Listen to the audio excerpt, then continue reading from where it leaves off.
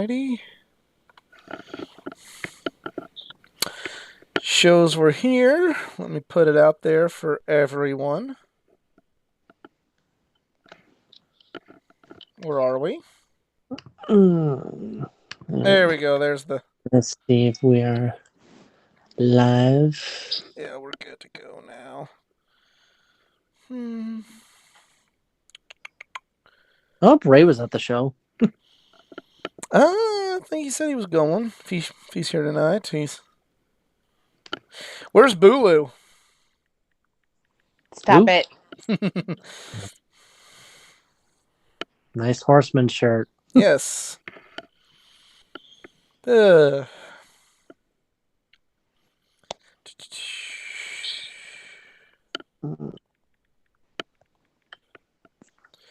Alright, so it's been told to everybody, and hello everyone, and welcome to this week's edition of the Just Us Marks Wrestling Recap Show. I am the Athletic Geek, joined on the other end of the tin cannon string this week by CJ.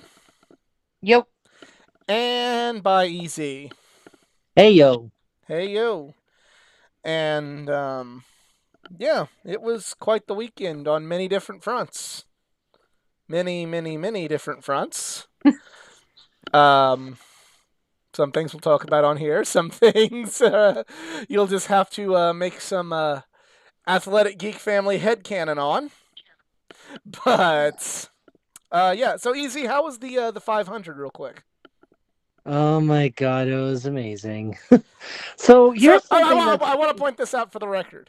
So I want to go in the not Okay. too distant future, and CJ heard somebody that said, it's kind of like, it's kind of a not great experience. You know, there's it's a long way to a bathroom. Food's overpriced. It's not worth going to. And then you say it's amazing, so it's like, we're back to square one on that. Here's the thing, actually. So first off, actually, there really is not a restroom wait. Actually, food wise, that's another thing. Actually, so like me and my dad, like we only just got like smoothies there. Like here's the thing about the Speedway is it is the most relaxed bag policy I have ever seen in my life. You can bring in your coolers, you can bring in your beer, bring in outside food. You know, unlike most venues, they say no, that's a huge no. Well, here's the thing: Indianapolis's capacity at that track, it's about 300,000 people. So, do you really want to try to fight those people off by what they can't bring in? But anyways, it's still amazing. Like, and just the atmosphere wise is awesome. I do recommend you get there right at the start of dawn. Like the gates open at 6 a.m. They have fireworks that actually they launch out. Okay, that's your signal that, hey, recommendation. we're What if we open. just want to get there in time to see driver, like, Sally? We know we can see driver intros and Driver the intros start at 12, but again, I still recommend you get there early because again, it's one thing, it's easy for 300,000 people to get into the track because everyone's going at different times. Now try imagining 300,000 people leaving at the same time. I'm sure Yeah. that's bad. That's when your hell begins. I just want to make sure I'm there for driver intros and Oh yeah. Yeah, that's why I the recommend get there military early. and back home again in Indiana. Like, I gotta Yeah. see those things. Those are like, Oh yeah, just it's still worth like getting there early so that way you can go into the infield and if you're a huge music fan, they got the snake pit that's over at I'm the not going to dirt Snake track, Pit. which yeah, I didn't go to it even though Dead Mouse was there and I missed out on that, but still it is still really awesome. All Just right. being there, just get your tickets. I gotta Seriously. do. It I got is one time. I'm saying I have to do it next year, but it's on the bucket list. I don't care what anyone says. I want to go one time, and then if I go, wow, that sucked. At least I did. It's like WrestleMania. Well, that was too long, and I don't know if I ever want to do that again. well in But do this I case, regret going? Not at all. I had to do it. there's just so many like amazing traditions that they have there. Like especially, the military salute, back home again, Indiana, of course, driver intros, just it's a history maker over there. I've been to the Daytona 500 literally 11 years ago when Trevor Bayne won it, which was my dark horse pick. But since I was 16, I can't gamble. It's still like it's worth going there like every year. I have like close friends that I've known since summer camp. They go to the 500 every year and they love it. So I immediately I'm gonna make this my tradition, and when I'm ready for kids, I'm gonna bring them, And fingers crossed, I'm gonna actually wait. No, I can fully convince Haley to come to the race with me, especially if a certain Australian Formula One driver he wants to go to IndyCar. So as I call him, the other boyfriend, Daniel Ricciardo, if he gets into the race, yeah, Haley's definitely going to get a front row seat to see that. He might go to NASCAR because he likes NASCAR, unlike most people in Formula One. Well, but that's enough. That's enough race talk because I don't think people. A former F1 driver won 500. But anyways, oh yeah, CG's on the call. How you doing? I'm really good after our nap. Yeah, it's worth it. Come on. She's gonna really have fun at Gateway, especially if we get more women drivers there. Which, please, for the love of God, can we get more women drivers in the show? Yeah, as long as they qualify. I mean, I'll drive it. All right, so we have a lot. 230 miles an hour. We have a lot of stuff to talk about. I can do that. Okay. From accountant to racer, let's do it. Never seen the show before. This is the Just Us Marks Wrestling Recap Show. I met CJ locally. Or the Geeking Out podcast. No, that was dropped yesterday. Well, we were geeking out about racing. I'm at Easy, it's All In and Starcast. We love wrestling, we love talk wrestling, we love sharing a love of pro wrestling with each and every one of you out there. However, just like each and every one of you out there, we are just fans. Our opinions are that of any normal fan. We avoid insider terms because we are not insiders, we are not wrestlers. We are just a bunch of marks. And give me a word you'll hear a lot today. And well, we have some prizes to give away. We have Ray's in the house, Obi's in the house. We have... Hey, Ray, let us know if you went to AEW last night. We have a three-way tie for first. So the three-way tie will determine all of just all of the placement. And because it's double or nothing, everybody gets double the prizes. So we have a three-way tie between Joseph, Mo, and Bob. So give him a good shake here. Shake, shake, shake.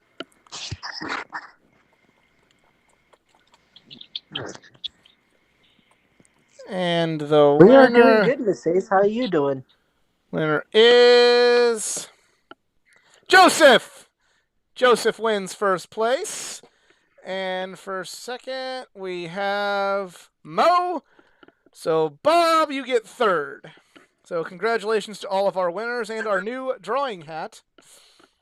This replaces the Justice League hat for drawings.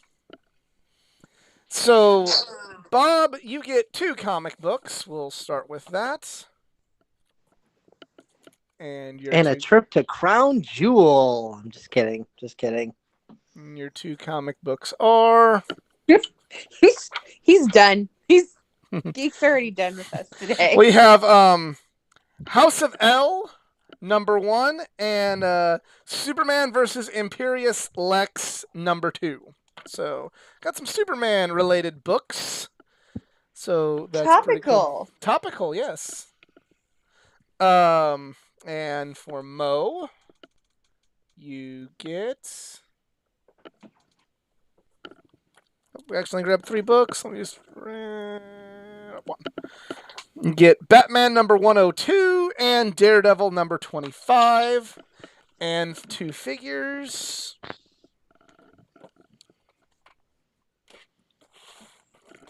Now, CJ, if you don't like cars going around in circles, they do the Grand Prix circuit inside the track. Yeah, we're going to the 500 if we're going all the way to Indianapolis for a race. Yeah. Yeah. We're going to do the go big or go home. He likes ovals. I like racing. Doesn't matter if it's oval, road course, dirt race. I haven't seen a motorcycle race, but that's on the bucket Matt list. Hardy and Brian Kendrick.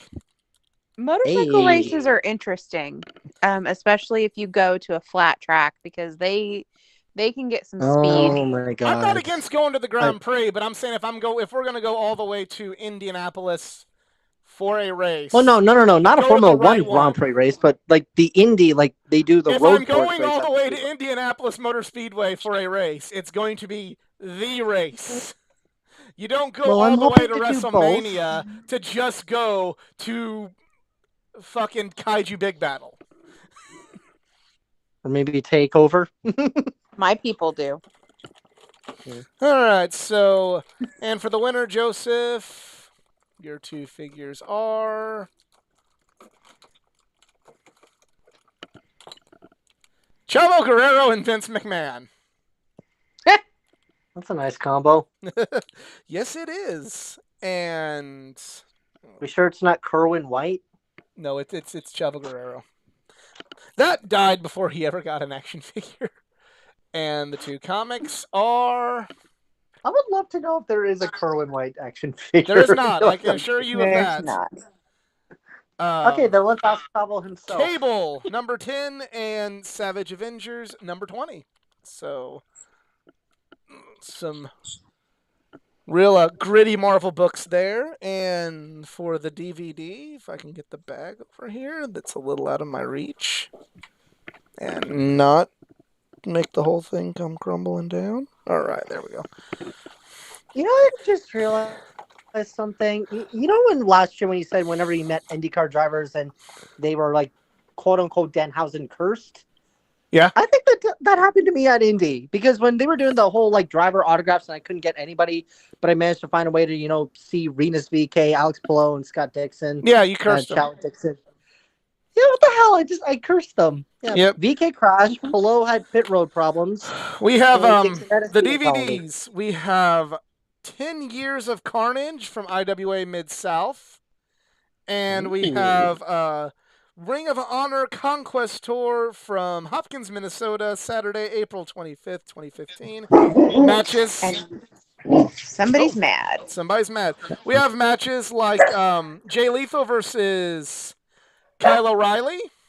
The Briscoes versus War Machine. Roderick Strong versus Silas Young. ACH versus Adam Page. So yeah, you got some interesting matches on this DVD. And there's that. And two t-shirts.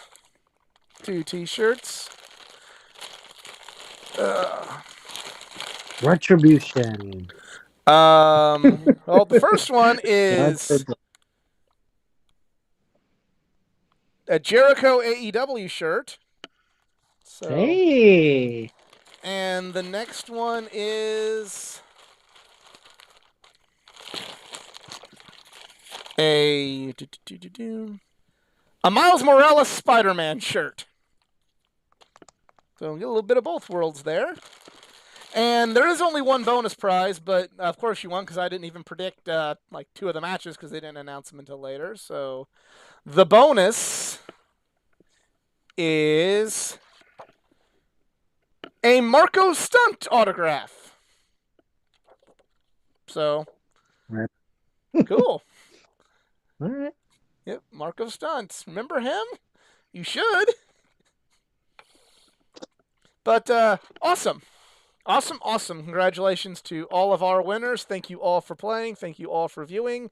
And our next competition will be for Money in the Bank. So be sure to be on the lookout the week of Money in the Bank for our next contest. All right. So, where do we begin? Well, let's see. The weather at the 500, is pretty nice. The cars just running around. I'm talking about wrestling. Well, you said where do we start? Where do we start? Yeah. Well, for disclaimer, unfortunately, I did not watch Double or Nothing, but I did see the results. Yeah. And also AEW, what the hell? We don't need impromptu matches. We're not the other company. Now, I'll say this about the pay. It was a good pay-per-view, in my opinion. From what I saw, it was a good pay-per-view. It wasn't a great pay-per-view, and that's just overall. Even if my personal bias against CM Punk and Hangman would have won the main event, I'd have still said it was a good, not great pay-per-view. It was way too long. And even though one of the added matches of Darby and Kyle O'Reilly was a very, very good match, it's still, just not It's just too long. You know, AEW is not immune from the we're gonna have a too many matches on one show, and that by doing that hurts the overall. You know, it makes you're up too late and you're staying too long, and it hurts the overall presentation of the show. It's the same. It's a critic that while it's didn't nearly go as long as some WrestleManias. It's a criticism we've had of WrestleMania for quite some time, and that kind of reared its head. And Easy, you didn't see the pay per view, but CJ, would you disagree with that statement, or how do you feel about it? I don't disagree with it. It was way too long, and we had kind of talked about that in the group chat before the pay per view even happened, that they had too many matches on the card. I fully have heard and understand why Tony Khan did that. I get he was trying to make sure that the pay per view went long and late so that the main event didn't go on before the basketball game was over. But people paid $50 for it. If I paid money for it, I'm watching the thing from start to finish, and I don't care about basketball. Yeah, I don't really think if people buy a pay-per-view, they're going to go back and forth seeing, what's going on with playoffs. At the most, they'll do like what I did for the NASCAR race happening at the same time. Oh, hey, they have a break in the action. NASCAR.com. Refresh. Oh, so-and-so's winning. NBA.com. Oh, this is the score. Dum-da-dum-da-dum. You know? The theory I went thought you that... didn't care about basketball. I don't. I don't care about basketball, but I'm saying, like, if someone paid, I would like to think if someone paid for a pay-per-view that was also simultaneously a basketball fan, they would probably be watching what they paid money for and would maybe be, like, glancing at an app for the game. I just lost the game. The theory went that if he kept the big marquee matches at the end, the ball game would be over and people would be like, oh, well, these three matches. That's why on the pay-per-view they kept saying, like, text your friends, call your friends. It's not too late to order the pay-per-view. That's why they kept saying that later in the pay-per-view with the main events, especially because they were trying to get people late after the game was over to buy, so they get their buy rate up. The buyout rate was a bit low. I heard it was their best. Okay. I want to know, did BR Live's error, double charging a bunch of people, basically factor into that? Did we take into account the refund exchange rate on that? Because we had to buy the pay-per-view twice. I got my money back, thankfully, but for one of them. But yeah. And there were a lot of people, that happened to. AEW has got to get. I understand that that is their television network's streaming service. And I understand that has to be an option there, but they've got to do something better. This app is not technically good. That's not their television network. Well, you can also use Fight, no? Or is BR Live? We can't use Fight because we live in the United States. Now, if we live we lived abroad, so we can use Fight. Peacock and WWE Network. Yes. Okay. Yeah. So, like, BR Live is owned by Warner Discovery, but it's not their streaming platform is HBO Max and Discovery Plus now. That's their streaming platform, but they do own a stake in BR Live, and so that's probably why they do it. I think that there's probably a sponsorship deal, because the first couple of shows that the Fight for the Fallen show was a BR Live thing. They've had advertisements with them in the past. Like, I think that's the deal with them. That's why, because we had one time where we were allowed to get it on Fight. Like, it's not that we physically cannot because we live in the U.S. It's just that's a competitor, and you don't let the competitors. But I mean, I have a cat wanting to enjoy the shirts right now. Yeah, I bet I know exactly which one. Yep.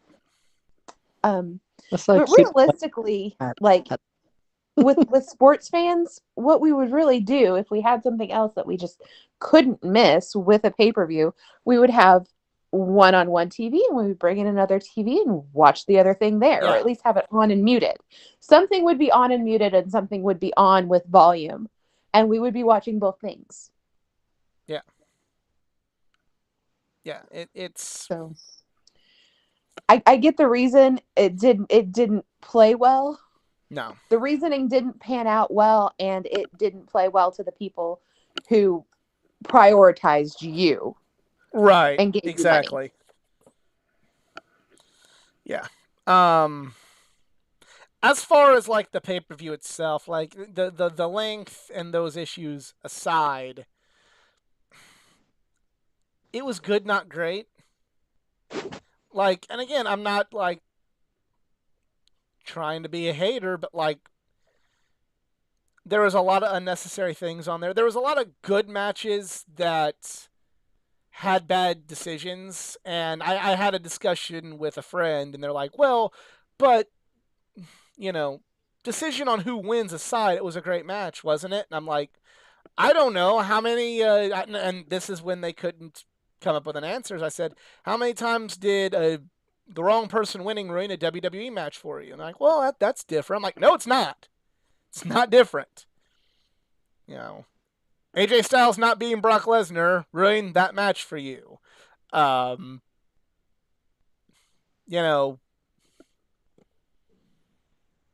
wrong people winning matches can ruin matches. And there was one match in particular, and I'm pretty sure everybody knows what I'm talking about, and this is me saying this as a fan of the person that won.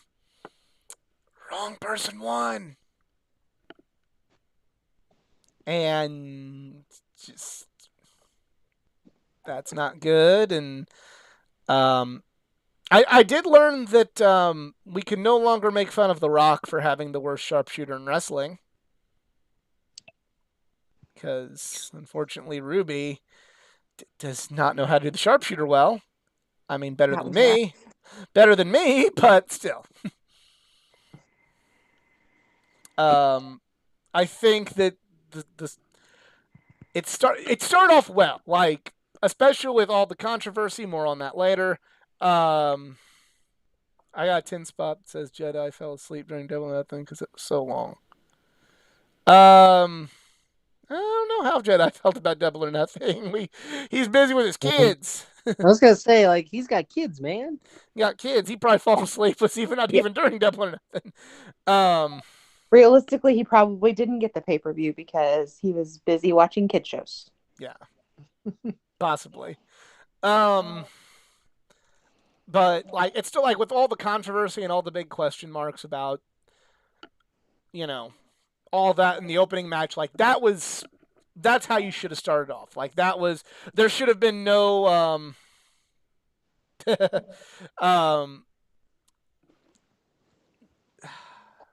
still, like, just with that like, that's how you do it. You don't let like people wait the whole show. You don't do what one local promotion did, and that is not tell us that it's not happening until midway through the show. Like, you don't do that with a match. You come out, and if you're gonna have the match, start out. Okay, here we go. MJF's here. We're having the match, and like that's about how the match should have went. Like, even without the controversy, that's how that match should have went. That needed to be like an emphatic. This is one time where, like, MJF had to eat like all the shit, and that was perfect. That was perfect for the story. That was perfect for what it had been building towards. More on this, like, sometimes you don't need 5 stars. You just need someone to get the fuck beat out of them, and that's what happened. I disagree on that match. You don't think it should have been a squash? I do not think it should have been that much of a squash. Get the 10 powerbomb spots in, that's fine. I'm not disagreeing with, even though I predicted that, just to be contrarian, I'm not disagreeing with who won. I'm not disagreeing about the finish of it. I'm disagreeing about no offense from MJF. because it looked like doing the honor. And I guess playing into that storyline that they were kind of running into, it looked like doing the honors. Yeah.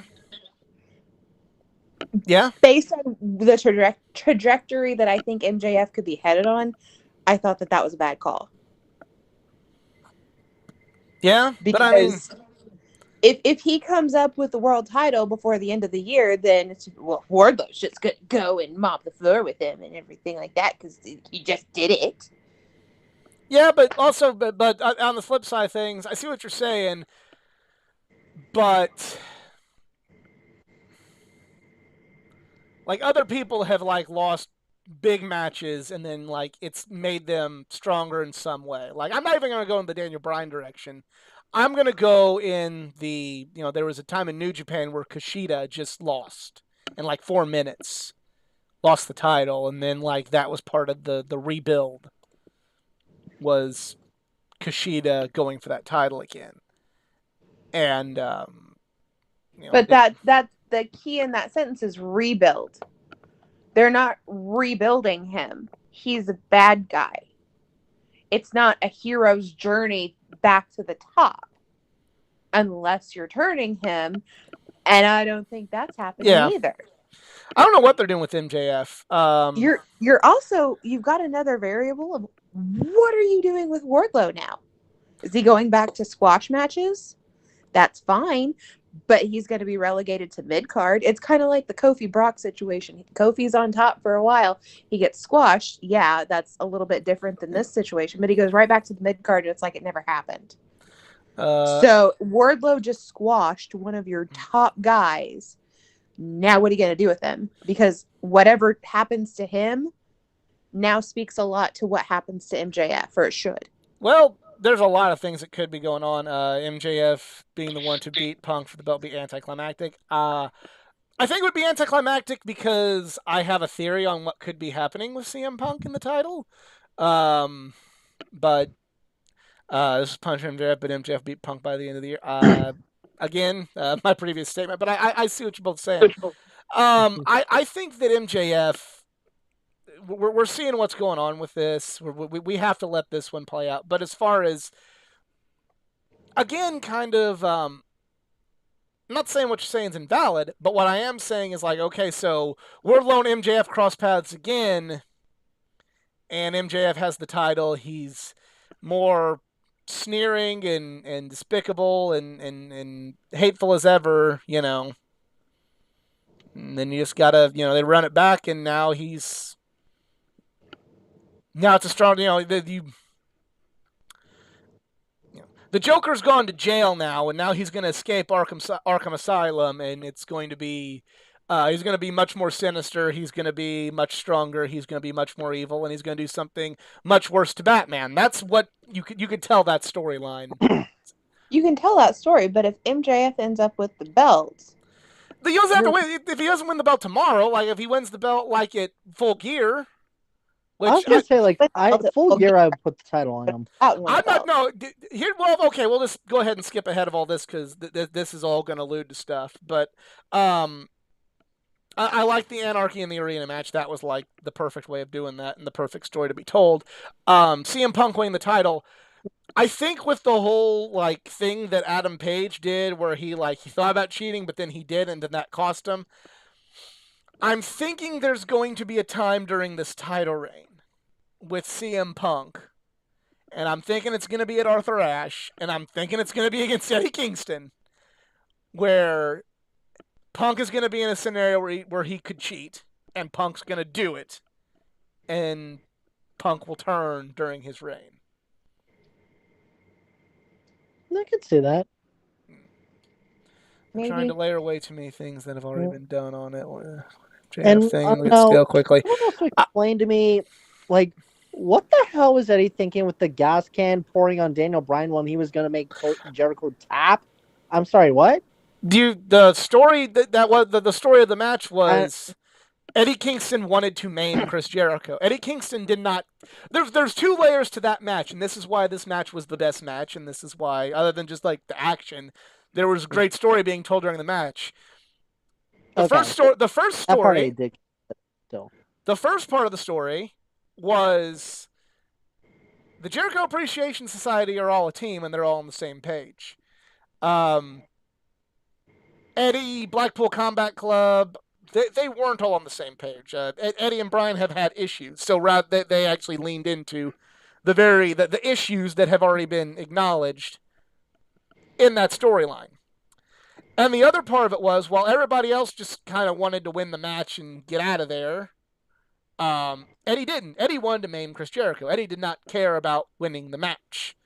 So Eddie wanted to burn Chris. Eddie Kingston had a fireball thrown in his face, and he wanted to do much worse to Chris Jericho. So Eddie brought a gas can out, not really to hurt Brian Danielson, but Brian Danielson was in the wrong place at the wrong time, and was wanting to burn and scar and maim and do everything to Chris Jericho. And by doing that, he cost his teammate the win, which was the whole reason that person was in the match, was to win the match. So you had one side who just wanted to win. You had the other side that was just like, I want to kill Chris Jericho. And it created a conflict of interest. Yeah. He had tunnel vision. It didn't even matter who was around Chris Jericho. He saw Chris Jericho and like, kill. Pretty much. He Jasoned it. And it had a very horror movie-like vibe to him, like carry like the bloody shirt and carrying that guy. That was fucking amazing. That's why Eddie Kingston's... Carrie's a great movie. Why Eddie Kingston is the best. Yes. So would you call that your match of the night? Or unquestionably. Yep. All right. Unquestionably. So that is all on that side of things. It is now time to light the fuse and bring the boom. Let's talk Dynamite. So the finally in Los Angeles. Woohoo. Yay. Sorry, I'm a California geek. Not a California fan. All right, so the first match was the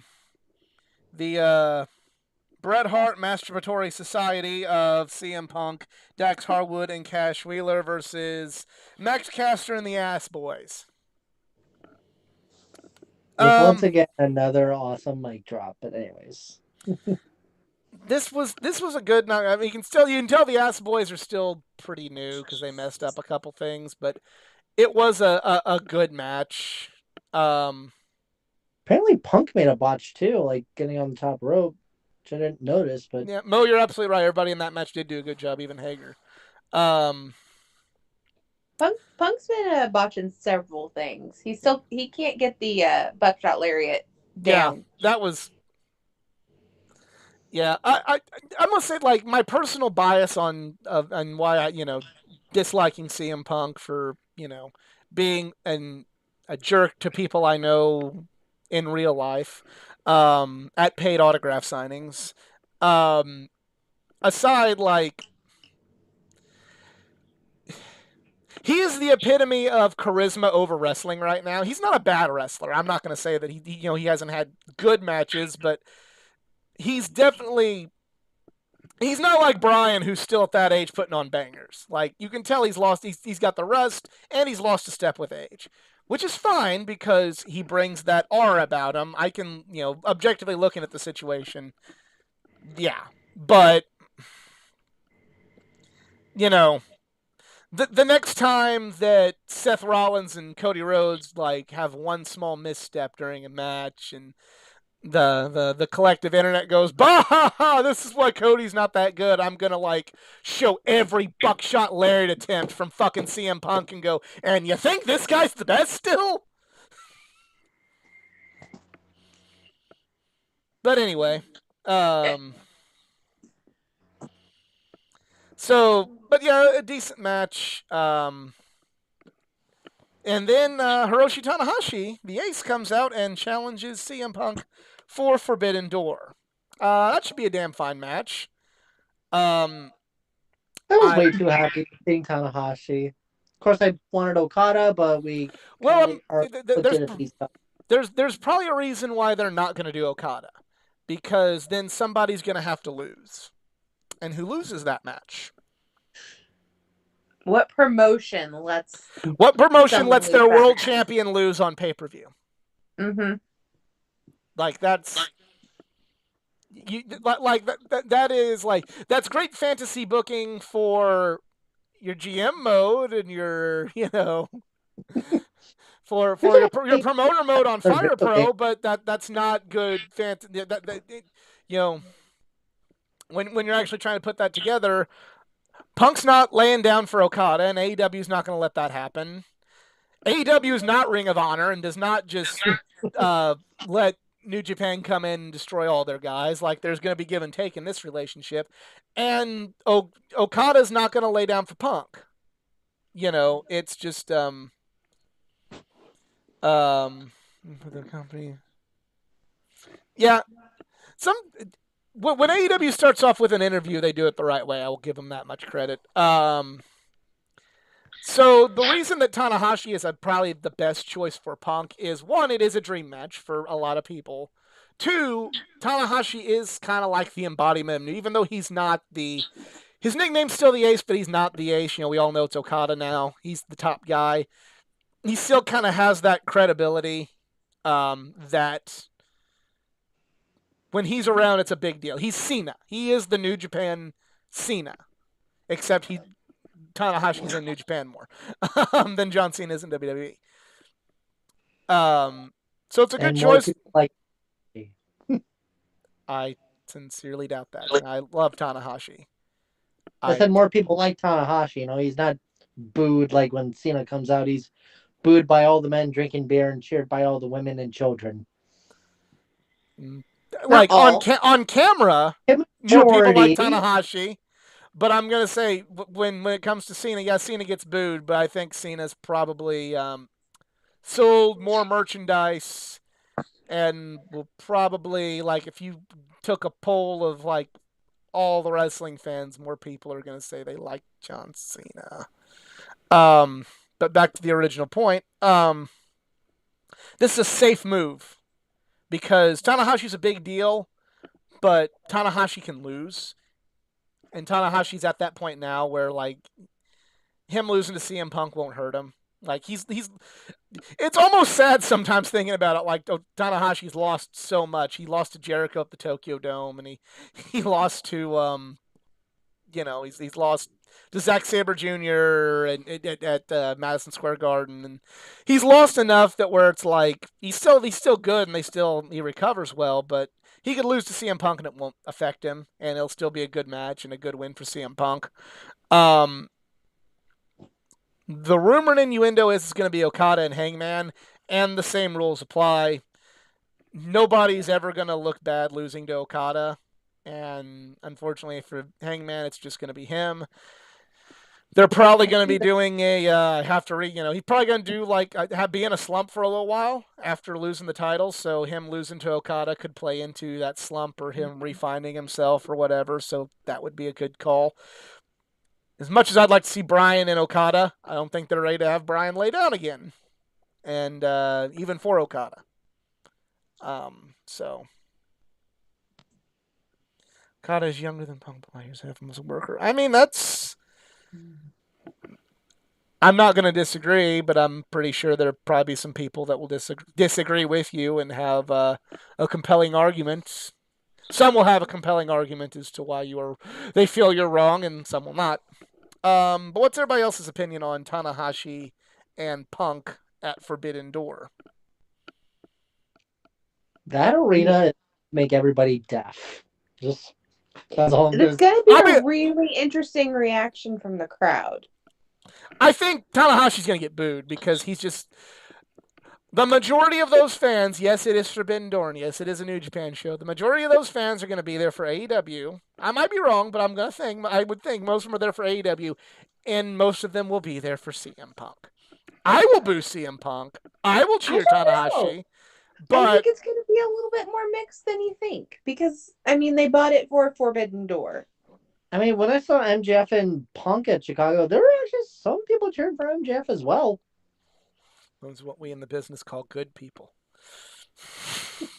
I realized the Loudmouth people. I realized the irony in what I just said of people rooting for MJF being good people. It's like people rooting for Kyle Busch being good people.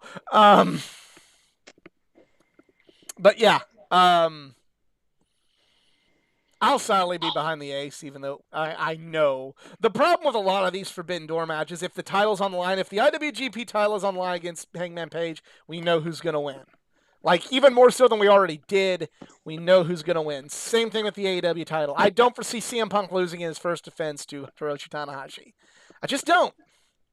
That's the one downside to a card like this. Now, there will be matches probably with nothing on the line that might have a little bit more, like, uncertainty.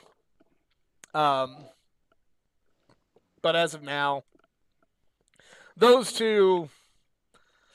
Not a gambling man, but I'd put some money on the result of those.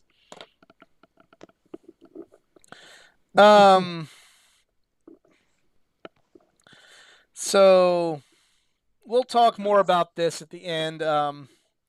Johnny Elite had an open contract match, and Miro is back. And Miro took care of Johnny Elite. And Miro, I love the Miro character. I'm glad he's back.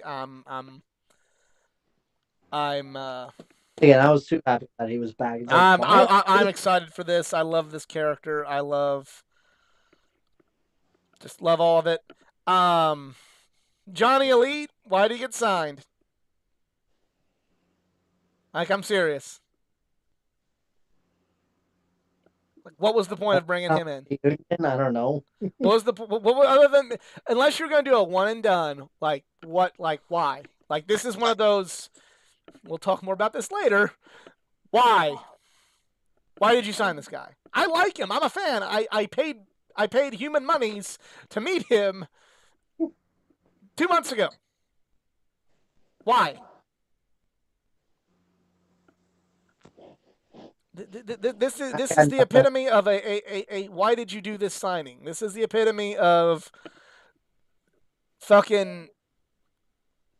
This isn't a video game where you're like, I gotta get all these guys. Like, oh, this guy's a free agent. Sign this one. Was he on WWE? They just signed him immediately. Yeah. Yeah. So, I mean, it was good way to bring Miro back. I'm not saying he's a bad wrestler by any stretch of the imagination, but I'm pretty sure he wasn't one of the more affordable contracts. I mean, I'm guessing he's probably not making Punk money, but he's probably making better than quite a few other people.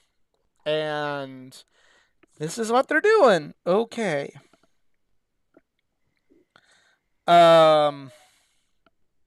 Jericho Appreciation Society come out.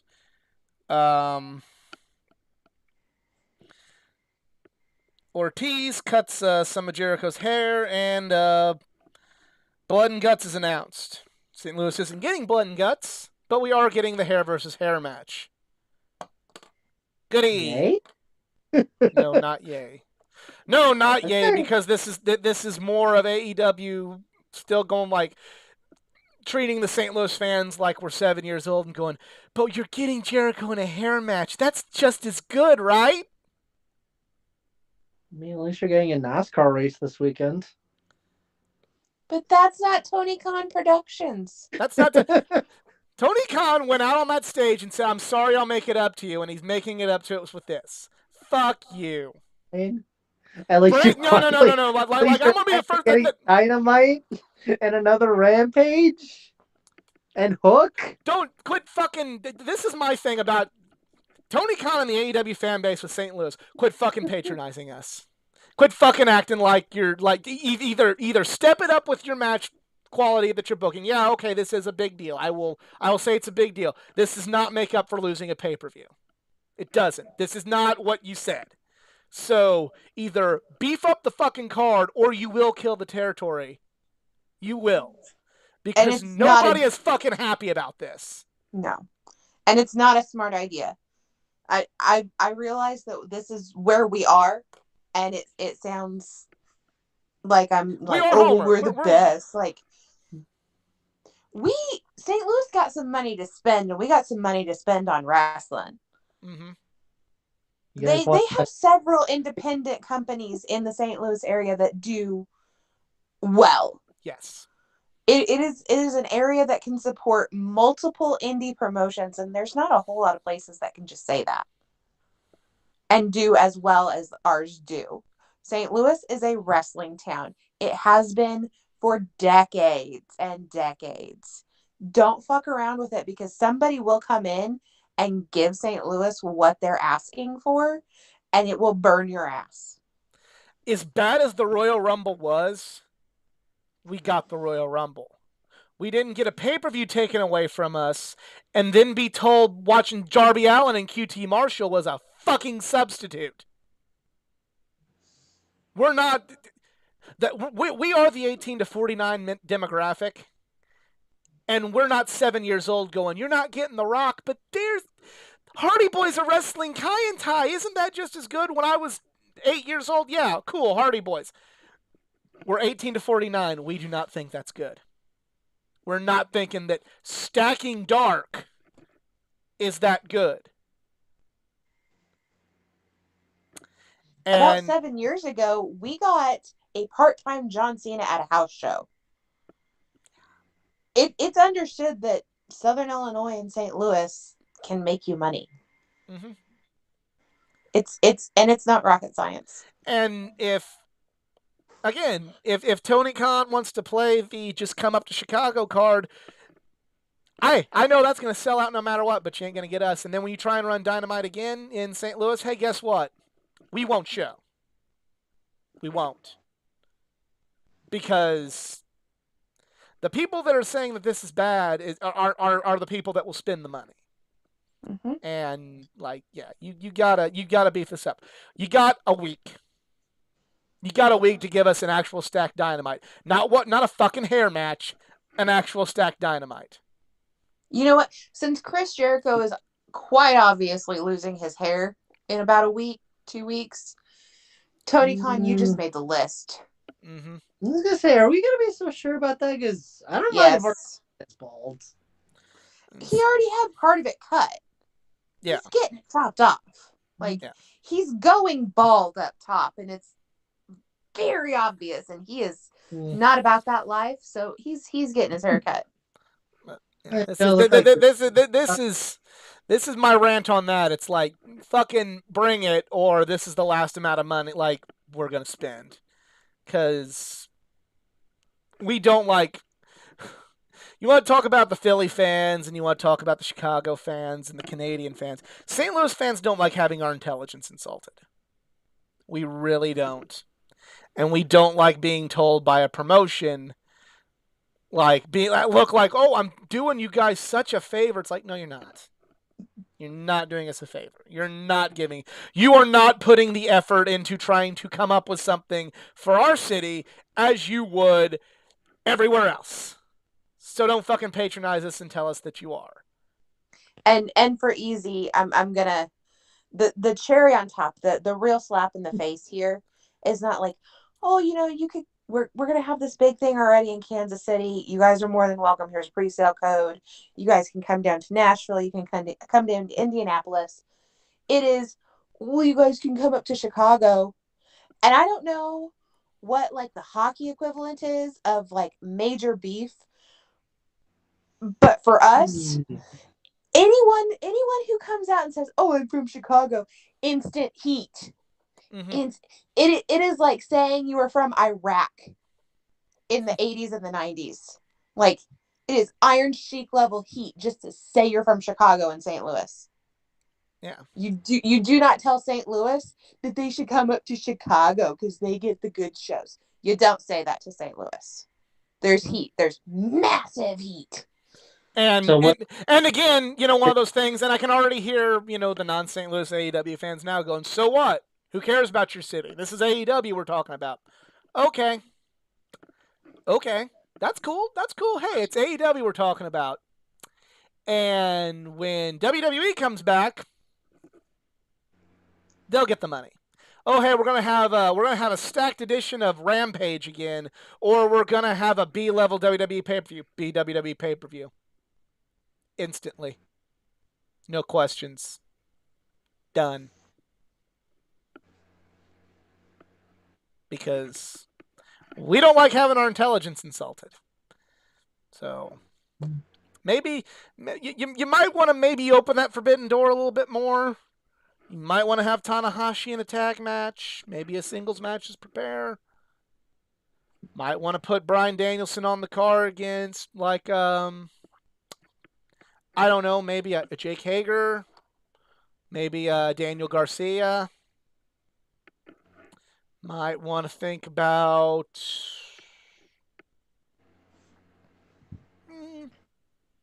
I want to think about putting Jon Moxley on the card. You might want to put an MJF match on the card. You might want to put like an MJF interruption and have some MJF there. Yeah, you might want to do definitely have like a little MJF promo, but I think MJF doesn't wrestle very often. So giving that would kind of be a special thing to have. Like, don't put him in a squash match. Put him in a match. He's a good wrestler. That'll be a good match. Yeah. So who would be his opponent? Naito? No, you got. I mean, you don't even have to do that. You could just put him in. First of all, that match ain't gonna. You can't make that match happen because who's gonna lose? Yeah. And if you do make that match happen, you gotta. Yeah, and if you do make that match happen, everybody's got to pay money for that. Not just the people in St. Louis buying tickets. I will say that much. Do another MJF and Darby. Yeah. Yeah, you might want to put that on the card. You might want to. You might want to, even though I'm personally over them, you might want to put the Young Bucks on the card. Because at least I know that means something. I know the thoughts there. Okay, I'm looking at a projected. And I'm looking at a projected Forbidden Door card. Bleacher Report thinks Kenta Semi Guevara. I have no interest in that match. Right, El Desperado, Darby Allin. That'd be okay. Okay, this one I would love. Malachi Black and Minoru Suzuki.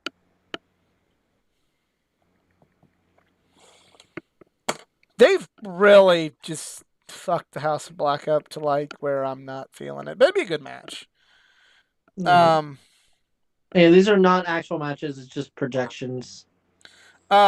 Getting back onto the Dynamite, 10-man tag, Jurassic Express and Christian with Hardy Boy and Darby versus the Undisputed Elite and Hikuleo. This was a fucking mishmash of shit, and I didn't like it. It was okay. I don't like it because it's not. It was fine. It is not a match I would like. I do not like 10-man clusterfuck of bullshit. Does it have a place on the card? Yes. Would I appreciate some effort like that in Dynamite? Yes. But just as a personal preference, I don't like matches like these. You know, if you don't like chocolate ice cream, even if you have good chocolate ice cream from a good place, you're going to be like, eh. I didn't gag, but I don't like chocolate ice cream. That's not true. You like chocolate ice cream. I'm just using that as a, okay. I don't really have an ice cream I don't like. I don't like mint. I don't like mint anything. Lemon, like lemon sherbet. I don't like lemon sherbet. So it's like, okay, this wasn't terrible. I didn't go throw up immediately, but I don't like it. You know, how about a better one? Out of the 4, major Starburst flavors, lemon is the least popular. Yeah. Although I will go down on some lemon. Don't get me wrong. No, I can't. It's cherry all the way. I like all of them. I love Starburst. There needs to be an all cherry Starburst. I'm going to be happy about that. I don't like Starburst. You heathen. I'm not a big You just made my list. I think in general AEW needs to work on like their tag rules, because some people stick to tag rules where you need to tag in and out and you need to respect the times in and people who are not tagged in don't come in and do spots and stuff like that. And it Well, the seems like EVPs were fighting. Maybe they were making up the rules as they go. Like I newsmen. think and so. that's the Like, problem. yeah, You don't get to make up the rules as you go. There's a set rule yeah. for the company, and you stick to those Like, because I will defend the Young Bucks, but like, you might as well throw tag rules out the fucking window when they're in there. And okay, like I will concede that the Young Bucks are not like as awful as some boomers say they are, but the fuck just and they did that in the 3-way for the tag titles too. They were really bad about that. So it's not just the Young Bucks. I'm not just taking shots at like the Hardys or the Young Bucks or anybody in particular. It happens like that. Except for a couple people who are particular about it because they're old school and rules matter in real sports. I in baseball you can't just Yachty's at the plate, so the rules don't matter. He can do whatever the fuck he wants. That's not a thing. It doesn't matter how big you are, what position you hold in the company, the rules still apply. The rules have to apply. They either always have to be that way or they're never that way. And realistically, I like they Hawaiian always pizza, need to be but that way. that's a great way of putting it, Miss Ace. And real quick, thought Hikuleo broke his neck. Yeah, that's kind of ironic, seeing as what we're going to talk about at the end of the show, Mo. Yeah. There needs to be regular rules, not just for FTR matches. Yeah. CJ's right. Like, you don't get to be fluid with the rules because we're the Young Bucks. You know? But again, we touched on this last week on the stream. I guess most people don't care because they're the Young Bucks. They're the greatest tag team of all time to a lot of people. That makes me like I want to like be a snarky asshole and laugh, but there's a lot of people that believe that in their heart of hearts. So, But abiding by the rules doesn't make them less of a good tag team. Like, no, if they didn't abide by the rules, they couldn't do a fucking Meltzer driver, fucking Indie Taker, top rope, fucking Ader, moss covered three-handled family Gradunzel. every tag team has a joint finisher. You get the 30 seconds in the ring with the both of you and then you get out. Like, that's fine. You got your double people finishers, cool, whatever. Like, every company lets that happen. All the tag teams in AEW have it. That's fine. I'm talking about this. It's broken down into chaos. Like, it's not, because y'all always do this. You start it out normally and everything's cool, and then it's just gone. And the match needs to be thrown out when you do that because nobody's following the fucking rules. Mm-hmm. And I get that it's 2022 and we're all in on it. We all know it's fake. Sorry if you didn't. I just ruined it for you. You were the one person that watched AEW that didn't know that. But it still real to me, damn it. This is my suspension of disbelief. I watch it to be disjointed from the chaos of my world. It takes me to another place. When you break the suspension of disbelief, you throw me right back into the chaos of my normal, boring humdrum life, and I'm not entertained anymore. Nope. And I turn it off. I go watch something. I go watch Sabrina, where they don't wink at the camera and go, look at the wire. She's flying on the wire. Like, and also I'll go watch something that suspends my fucking disbelief. And even if, like, you're going to, like, say, like, hey, sometimes rules don't apply. If Batman all of a sudden just went, hey, I can fly, like, just naturally I have that superpower, I'd be like, this is the worst Batman book ever. Why did Batman just randomly start flying? What moronic writer thought that this was a good idea to just go like, no reason, but Batman flies now? Yeah. Been through some. And Mo had a good point too. If you're not going to have the regular tag team rules, there needs to be stated before the match happens. Yes. They can get around that very easily with like, we're having it's lucha an anarchy match, or it's a this match, or it's a that match. Lucha rules. In Lucha Libre, when the legal man leaves the ring, the partners can jump in. Like, say, like, this match contested under Lucha rules. I'm there. I may not like the match, because it's not my style, but I can at least go, there. Yep, okay.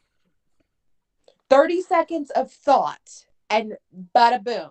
You're right back in it. You're Oh, in but the if we game. gave 30 seconds of thought, that would drop it down a half a star from Dave. No, because Tony Khan is stretched so fucking thin, he doesn't have 5 seconds to give a thought. I'm No, just sitting here, just wanting to do a good show with you guys. I just hope all the wrestlers had fun. Yeah. Promo I with just want everyone to have fun and don't get too hurt. promo with We'll Athena, sing who got Kumbaya. signed, and I'm very happy about that. Like, we didn't talk about this reviewing Double or Nothing, but I fucking love the fact that we have Athena. That rules to me. Fucking time. I'm so scared. But yes, on the flip side, Why? I'm scared because look at Ruby Soho, for instance. Mm-hmm. Now, we don't even need more explanation. Look at how they've used Ruby Soho. Oh my God, she's finally not in WWE anymore. The women's division's going to turn around and... And for as much as I love Ruby, I fucking love Athena. Mm-hmm. She is the whole thing. Mm-hmm. She is the whole ass thing.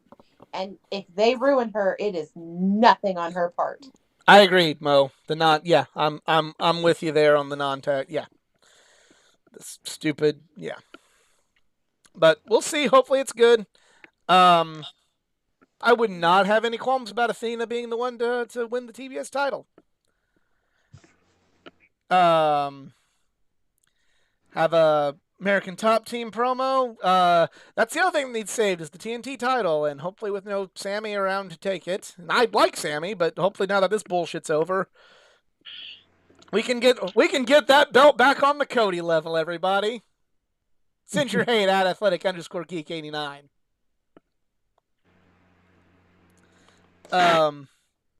Dr. Britt Baker, DMD, and Jamie Hayter versus Ruby Soho and Toni Storm. I like this match. I'm just a good match, a good win for Ruby. She needed it. Still think she'll want the pay-per-view, but it is what it is. Anybody else have anything they want to add? No, just good match. And when are we getting those women's tag titles that could probably be better than the ones in WWE? But just please. Well, how about we worry about how to book 2 women's singles titles well first? Yes, and then think we about can a do tag that division. simultaneously. No, we can't. They cannot do that simultaneously. They have proven they cannot book 2 singles titles simultaneously. They have proven they could not book 1 women's title well. 1. Just 1. They've proven they couldn't do that. Unless they have Britt Baker or Jade Cargill in it, it doesn't go well. They have the fucking most popular woman on their roster as the world champion now, and there's rumor and innuendo, maybe untrue. I will say that. It could be untrue. I've heard rumors she was sick. I've heard rumors she's mad she's not on TV. The women's world champion! So let's bring in some tag belts too. I like the idea of it. I like the idea of the women being so in-depth they get everything the men get. When it's good. When it's not like just there to be like the WWE Women's Tag Team titles and be shit. Have enough talent to support it and not have the same 3 people fighting for random title A, B, or C every week. Because at last count, now with Athena, I believe they have 25 women on their roster. And that's not enough to have 4 of them with a championship. That leaves like 21 left. That's not enough. That's your whole roster in WWE has more depth in their women's division, and their women's tag division sucks. That's why they're not bringing those belts back. They are not continuing with the tournament. It is postponed. It's not postponed. They're yanking the belts. Yeah. And that's what it needs to be. NXT still has tag team belts.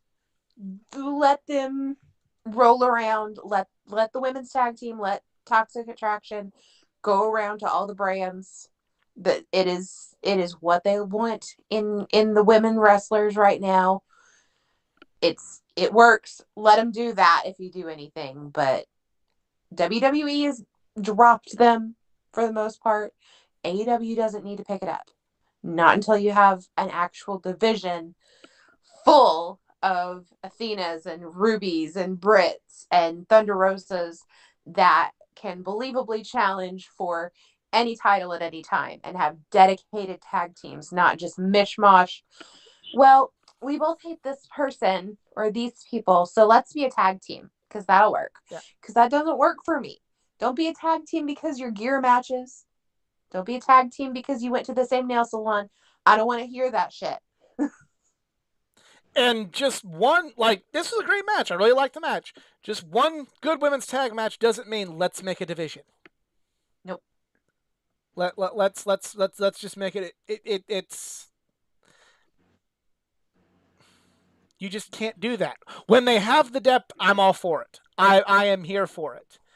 But they're already barely able to manage 2 singles belts that involve that are storylines that involve 2 people for the singles belt. They can't do 4 people at once. They just cannot do it. And added to that, they have 5 championships now. A 6th one is on the way eventually. They can't feature their champions enough on the 3 hours of TV that they already have. There is no need to add another one. Not if it can't be supported. Not if it's not a real draw. Exactly. Main event, at least the main event of the show. We're going to talk about something else as a main event later. Jon Moxley versus Daniel Garcia. Love this match. I'm finally getting into Jon Moxley as a good guy. Like, that's what the Blackpool Combat Club has done. I've always not been super duper into Mox on the good side of things, basically because I always wanted a pre-WWE bad guy Mox, because it was just amazing.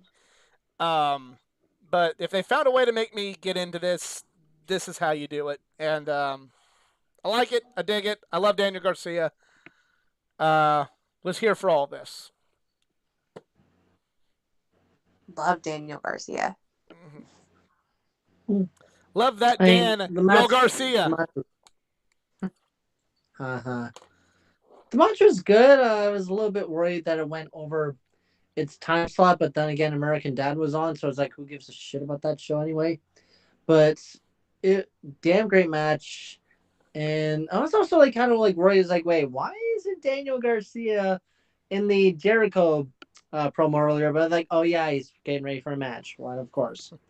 But this was still a great match, and hopefully, we'll see how it turns out if we finally get a Blood and Guts. We'll get it. I know they said they will, but we just don't know when. Although I heard from my friend Sydney that I'm gonna be finally seeing her and her brother Austin in AEW Detroit. That Detroit's getting Blood and Guts again. That's the rumor. We don't know yet. I don't know if I heard anything. I try to keep up with what I can. Yeah.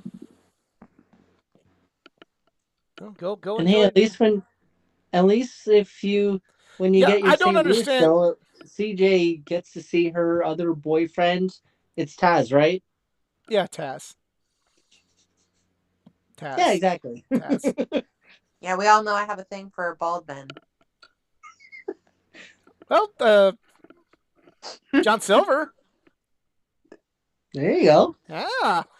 I want to see John Silver. John Silver better win this time in St. Louis. I'm holding them to that. Oh, shit. Also, where the hell has Dark Order been lately? I just feel like they've been an afterthought. They are an afterthought. Mm-hmm. You know, we don't have time for Dark Order because we just signed Johnny Elite.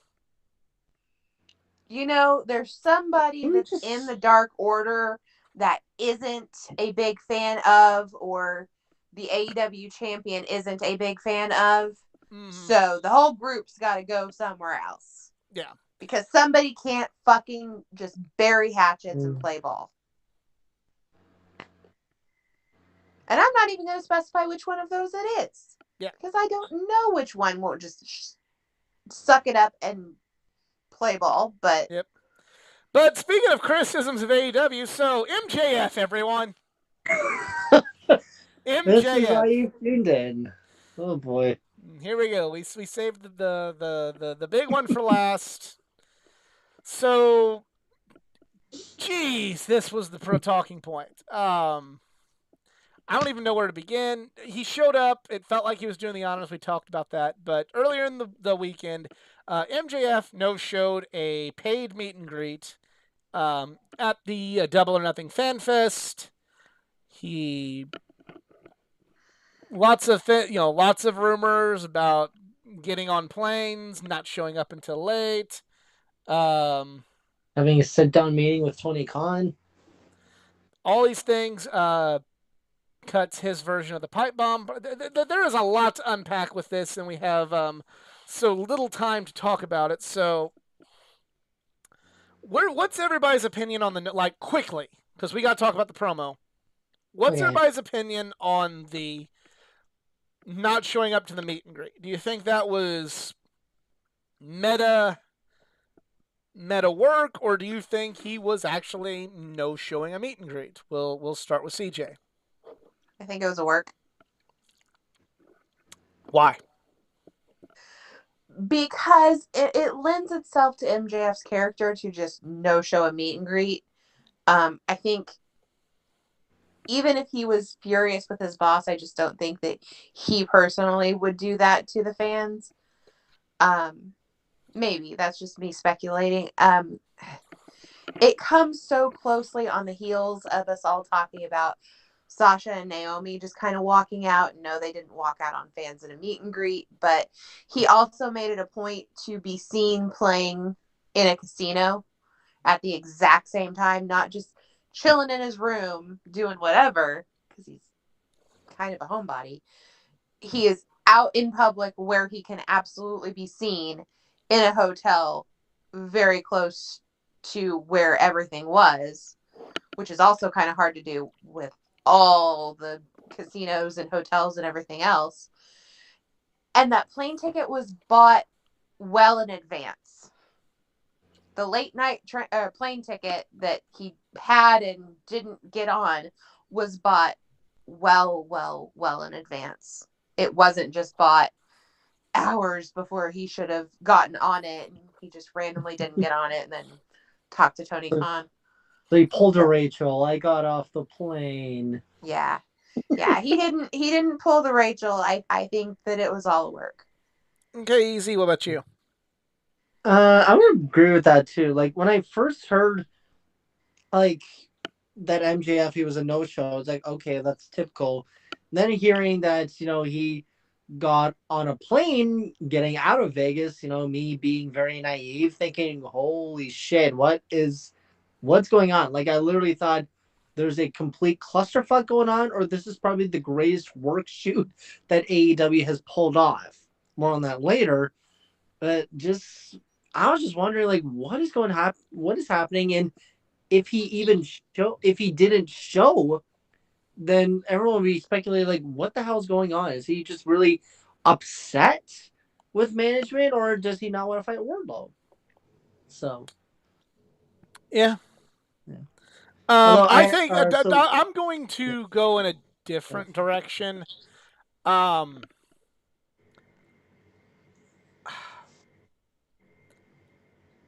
would like to think, even with meta bad guy work, I don't think with as much as Tony Khan is all about these fans and the fans that do this and, those sorts of fans. But then again, I just went on a tirade about how I think he's talking to all of us St. Louis fans like we're 7, so who knows. I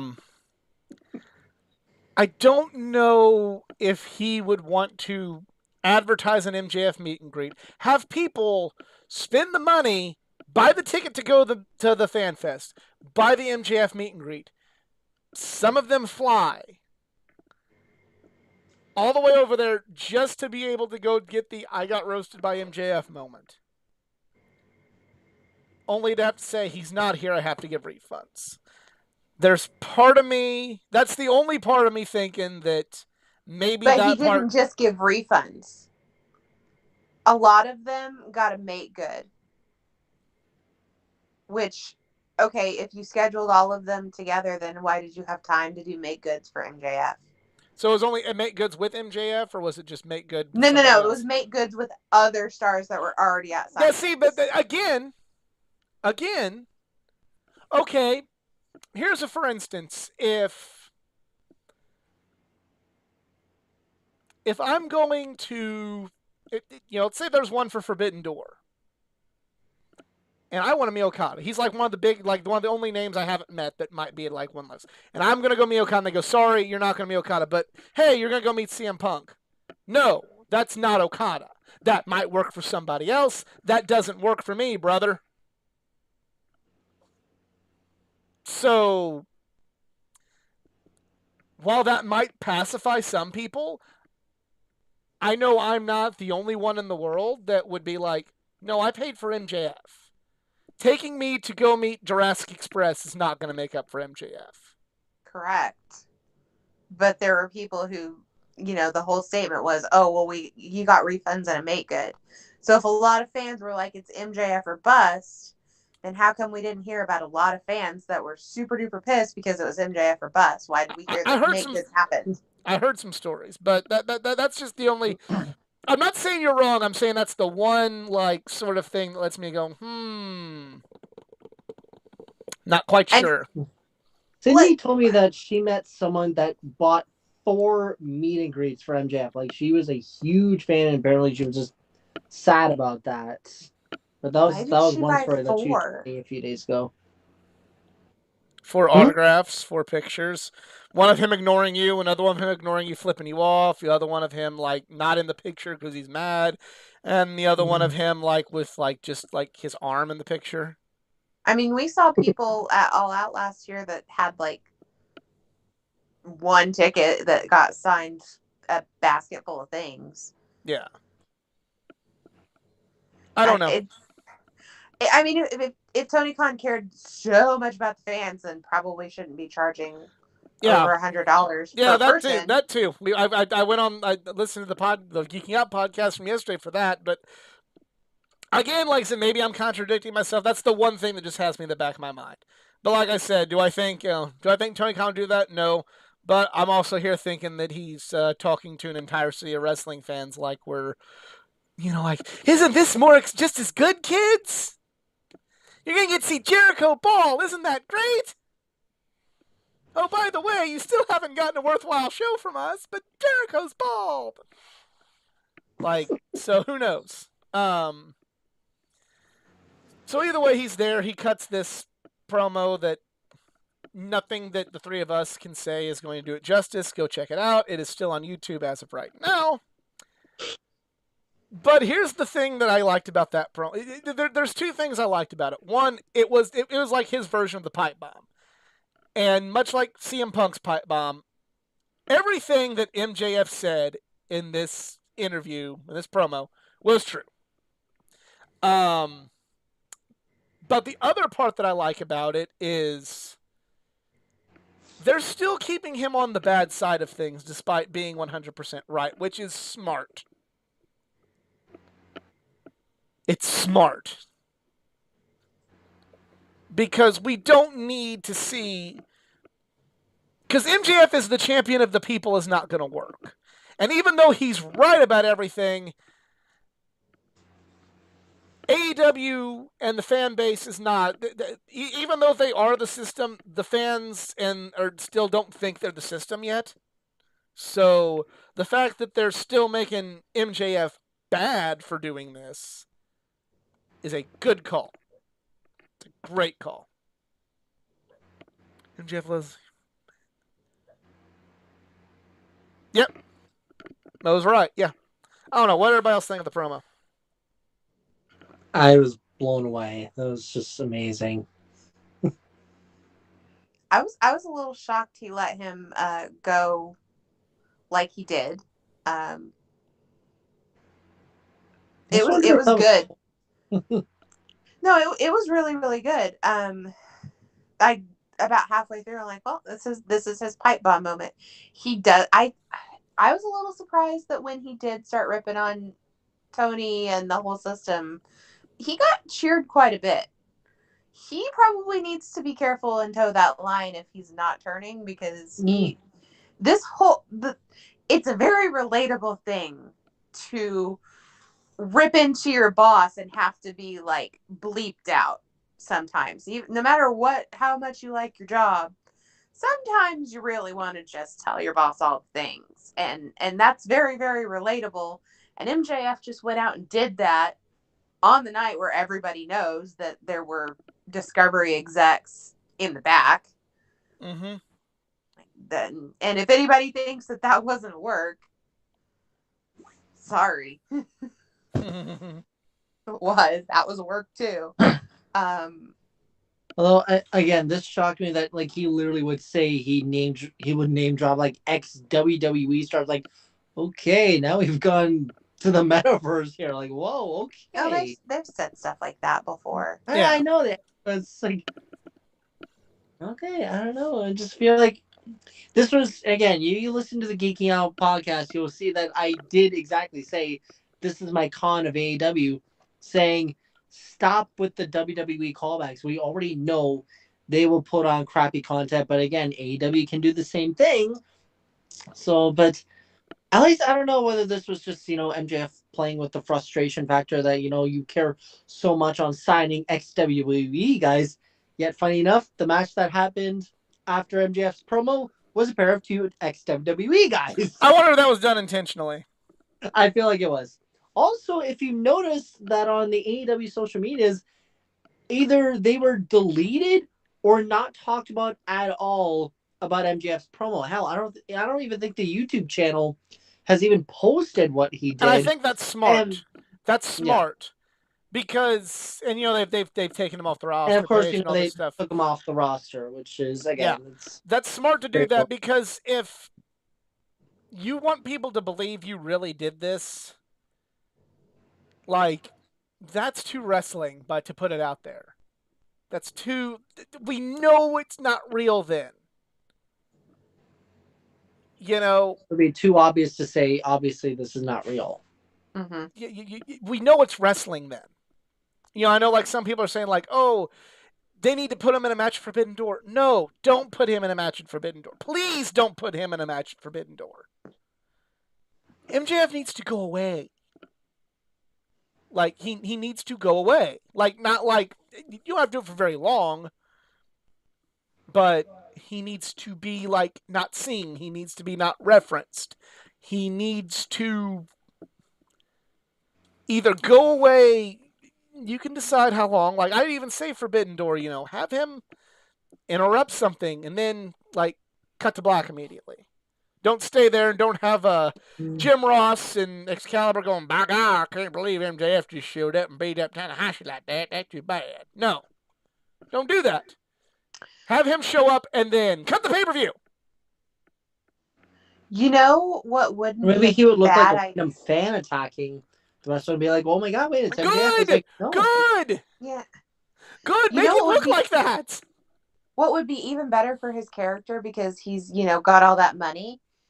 Do you remember when Omega was, like, trolling on TNA and they would, quote unquote, buy commercial slots? Have MJF buy commercial slots on Dynamite to cut 30-second promos. Sorry. Yeah, 30-second pay-per-view for 99 cents. I mean, it's going to cost him more than 99 cents, but yeah, it's true. Let him do that.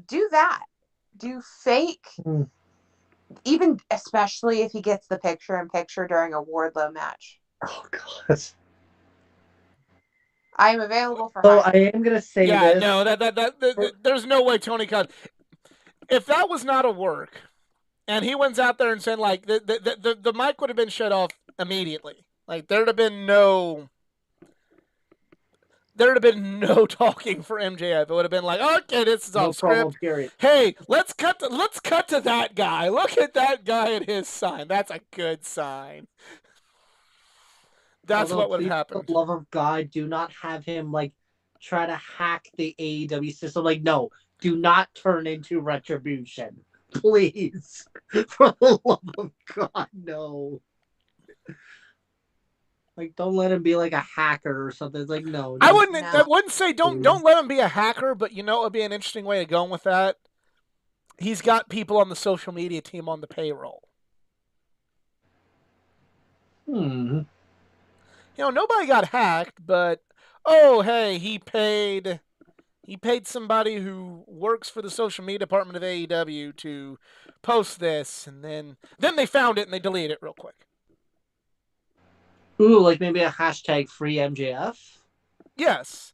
Like that, or show something like post something derogatory about AEW, and then like it'll be up for like let it be up for like 15 minutes, and then be like, oh, let's delete it. I would say 1 minute and then delete it. Yeah, 1 minute or not very 15 long. 15 minutes would be way too long. Yeah, don't put it on not for very long. Like 1 minute and then like, oh shit. Hey, and then don't release a statement. Be like, okay, like hopefully no one saw that. You know. And then like you can reveal like I have people on the inside, Tony. People you're not paying other people well either. So I guess maybe the Pinnacle is bigger than we think. Don't call it the Pinnacle. Don't do anything wrestling. Don't okay, put in... so it's going to be Retribution 2.0. God forbid. Only but more believable. Like, hey, we have this. Don't say like I have members of my Pinnacle everywhere, you guys. Then it's wrestling. Then it's it's corny and it's wrestling. So what do we do with Shawn Spears in this aspect, or is he just going to do his own thing? Just does his own thing. Okay, making sure. I'd put him in Ring of Honor. Have him rejoin Tully in Ring of Honor with Brian Cage in them. Okay. I like Shawn Spears, but he has ran his course in AEW. There's nothing more for Shawn Spears to do. Now you need to keep MJF off TV. Yes, off of TV. Off. Not like not showing up next week to do this. I'll even say don't even bring him to St. Louis. Bring some other stuff to St. Louis. Don't bring MJF.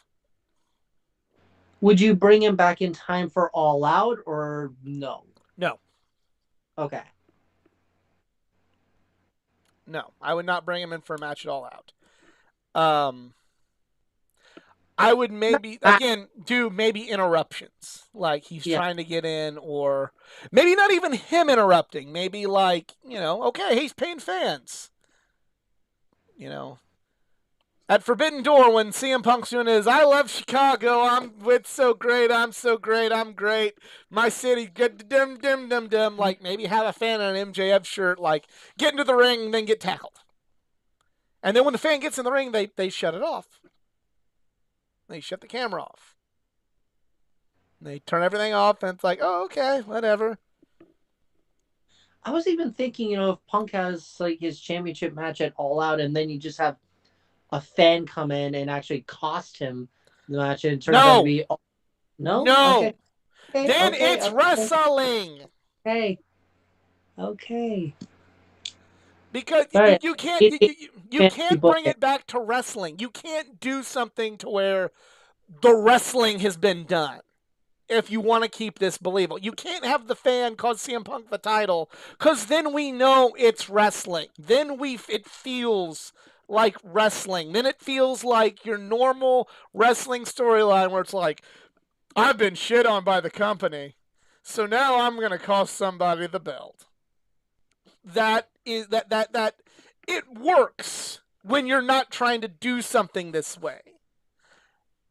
You've got to keep this. You've got to keep this like meta, like that. You got to keep this to where it doesn't feel like wrestling.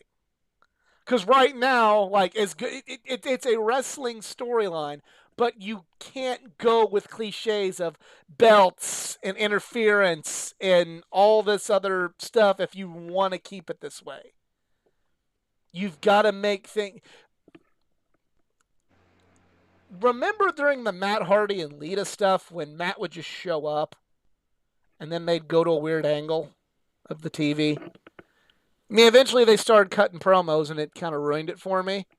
But like, and then they just show like, okay, oh hey, look over there, look over there at this awkward angle of section, you know, section F, row C.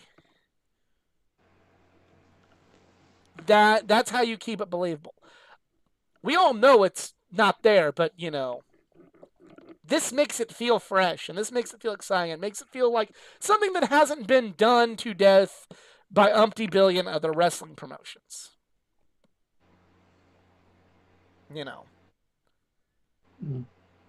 You can't draw attention to it. You can't let it affect. You can't let it have direct effect on everything until it just can't be ignored anymore. You gotta keep, no. Pretty much it's one of those. Everything you'd normally do for a storyline, don't do it that way. Don't do it that way now. Oh, you'd have a promo with no, don't do it that way. Oh, you'd have a title match, don't do it that way. Oh, you're going to bring him back and punish him by making him wrestle Wardlow? Don't do that. Can't do it. So, yeah. Anything else that anybody would like to see from this storyline going forward? I got nothing. CJ, what about you? No, not for now. Yep. All right. Well, I want to thank you all for watching. Congratulations to all of our winners. If you enjoyed, please give it a like, share, subscribe for more content, not just from the world of pro wrestling, but from the world of comic books, gaming, anime, and all things geek culture. Follow me on social media pages and direct your hate mail as to why my idea sucks at athletic_geek89 on Twitter, facebook.com/athleticgeek89, and Twitter athletic_geek89.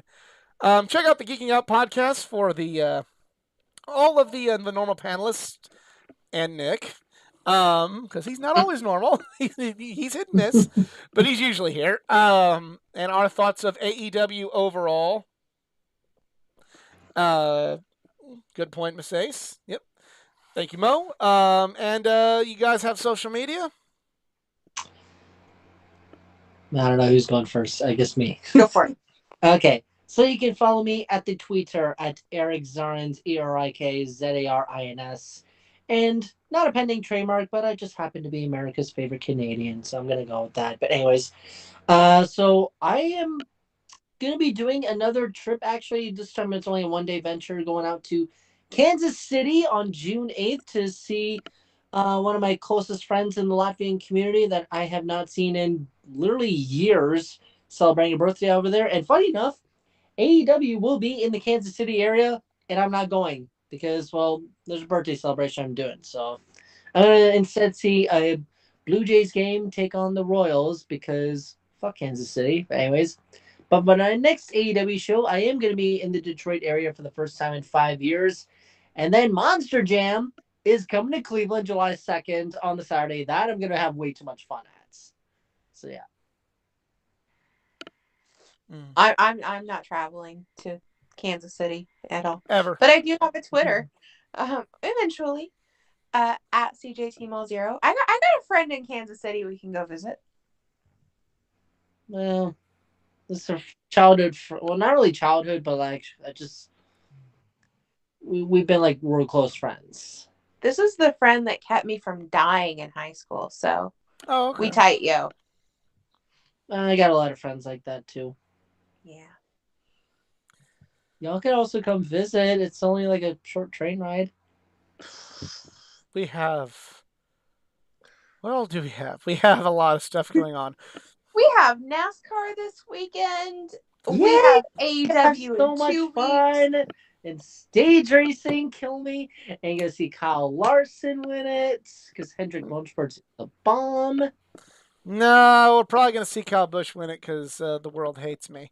Well, Well, go meet him, and then you can curse him. I'm not going to meet anybody, but yeah, we have NASCAR. Then we have NASCAR. Then we have AEW. And then we have then we have Superman Celebration, AEW. Then July we don't know what the fuck we're doing, but I don't know.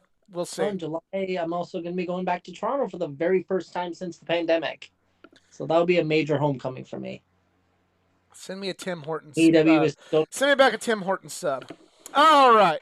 So for Easy, I'm serious. Those were good. So for Easy and CJ, I am the Athletic Geek. We're just Marks, and we's out. Have a good one. A sub? Yeah, those were good.